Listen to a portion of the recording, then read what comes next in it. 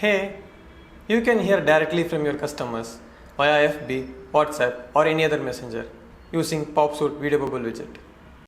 To connect FB Messenger to Popsuite, select the widget, click Edit, scroll down to the Call to Action settings, and select FB Messenger and enter your user. So my username is Sridhar.sai.507. Scroll down and update the widget.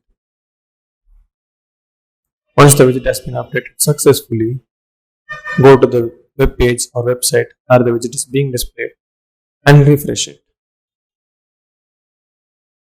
Now select the widget and click on messages. That's it.